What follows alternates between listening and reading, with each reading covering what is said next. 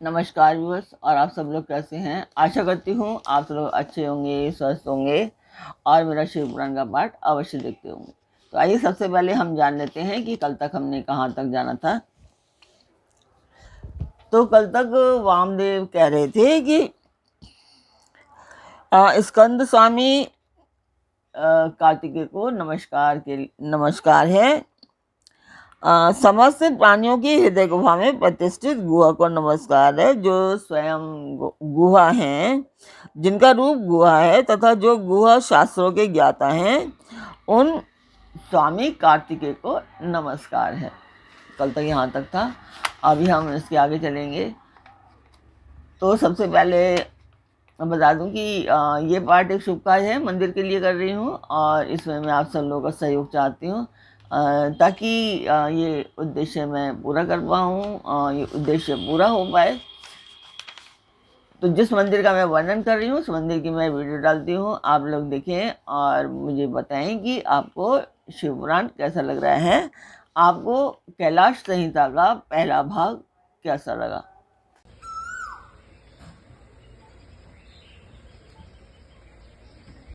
आपने मंदिर की वीडियो देखी, आपको पाठ कैसा लग रहा है, कमेंट बॉक्स में मुझे अवश्य बताएं।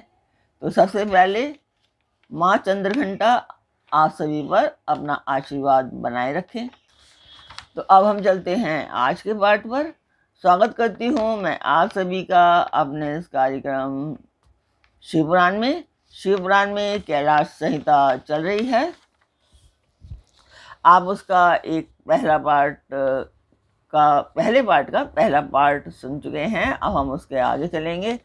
तो जो आप सुन रहे थे उसमें था कि ऋषियों का सूत जी से तथा वाम जी का स्कंद से प्रश्न प्रणवार्थ निरूपण के लिए अनुरोध।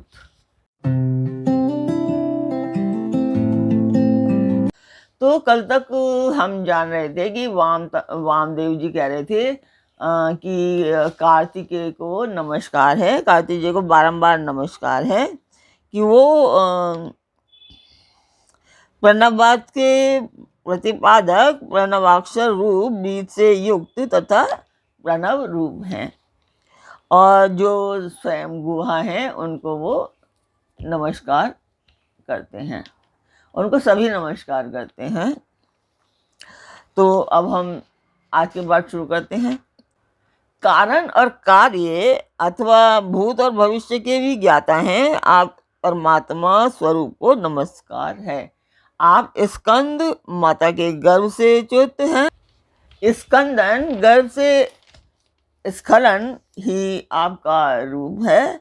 आप सूर्य और अरुण के समान तेजस्वी हैं। पारिजात की माला से सुशोभित मुकुट आदि धारण करने वाले आप स्कंद स्वामी को सदा नमस्कार है।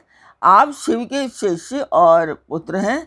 शिव कल्याण देने वाले हैं, शिव को प्रिय हैं तथा शिवा और शिव के लिए आनंद की निधि हैं। आपको नमस्कार है। आप गंगा जी के बालक, कृतिकाओं के कुमार, भगवती उमा के पुत्र तथा सरकंडों के वन में शयन करने वाले हैं। आप महाबुद्धिमान देवता को नमस्कार है। षडाक्षर मंत्र आपका शरीर है। आप 6 प्रकार के अर्थ का विधान करने वाले हैं। आपका रूप 6 मार्गों से परे है।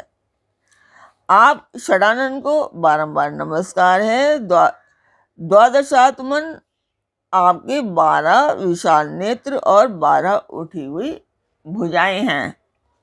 उन भुजाओं में आप 12 आयुध धारण करते हैं। आपको नमस्कार है। आप चतुर्भुज रूपधारी, शांत तथा चारों भुजाओं में क्रमशः शक्ति, कुक्कुट, वर और अभय धारण करते हैं। आप असुर विदारण देव को नमस्कार है। आपका वक्ष स्थल गजावल्ली के कुचू में लगे हुए कुकुम से अंकित है। अपने छोटे भाई गणेश जी की आनंदमयी महिमा सुनकर आप मन ही मन आनंदित होते हैं। आपको नमस्कार है। ब्रह्मा आदि देवता, मुनि और किन्नर गणों से गाई जाने वाली गाथा विशेष के द्वारा जिनके पवित्र कीर्ति धाम का चिंतन किया जाता है, उन आप स्कंद के स्वामी को नमस्कार है। देवताओं के निर्मल किरीट को विभूषित करने वाली पुष्प मालाओं के आपके मनोहर चरणार बिंदों की पूजा की जाती है, आपको नमस्कार है। जो वामदेव द्वारा वर्णित इस दिव्य स्कंद स्रोत का पाठ तथा श्रवण करता है, वह परम गति को प्राप्त होता है। यह स्रोत बुद्धि को बढ़ाने वाला, शिव भक्ति की वृद्धि करने वाला, आयु, आरोग्य तथा धन की प्राप्ति कराने वाला तथा सदा संपूर्ण अभिष्ट को देने वाला है।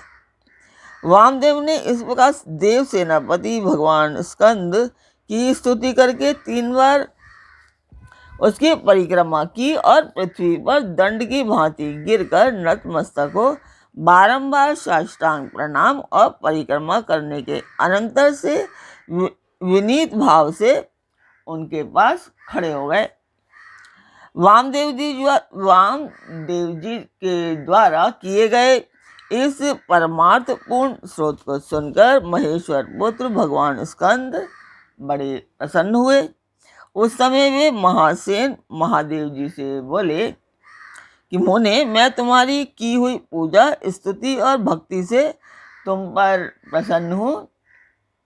तुम्हारा कल्याण हो। आज मैं तुम्हारा कौन सा प्रिय कार्य सिद्ध करूं?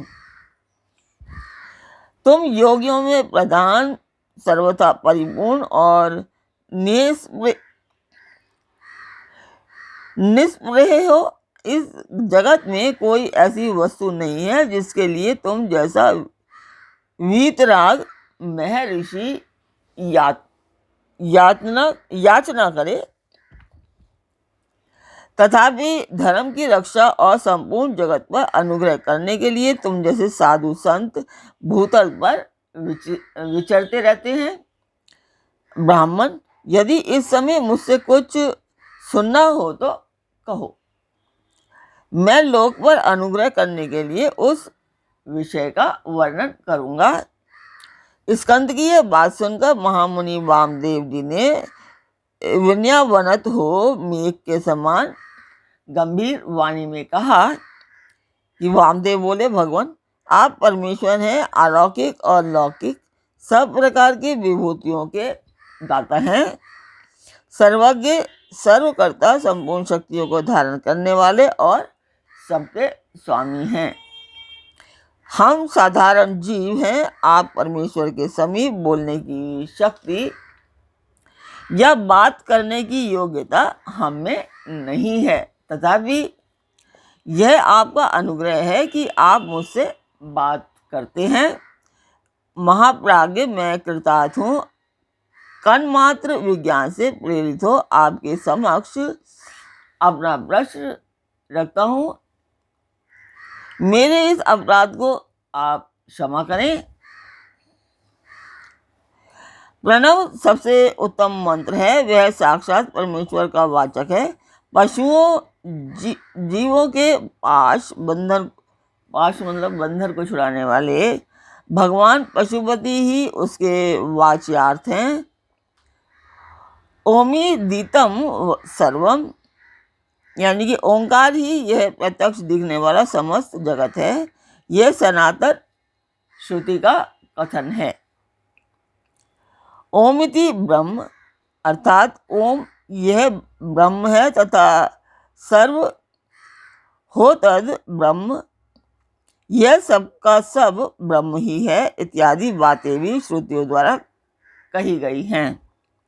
इस प्रकार मैंने समिष्टि तथा व्यष्टि भाव से प्रणवार्थ का श्रवण किया है।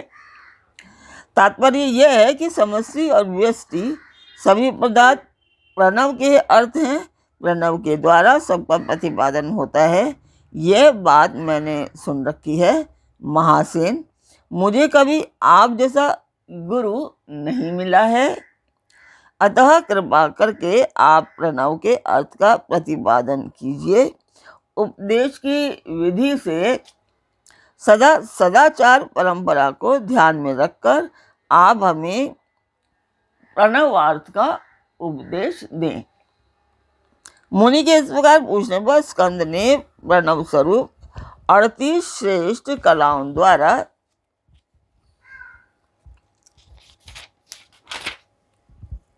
लक्षित तथा सदा पाशर भाग में उमा को साथ रखने वाले और मुनिवरों से घिरे हुए भगवान सदाशिव को प्रणाम करके उस श्रेय का वर्णन आरंभ किया जिसे श्रुतियों ने भी छिपा रखा है।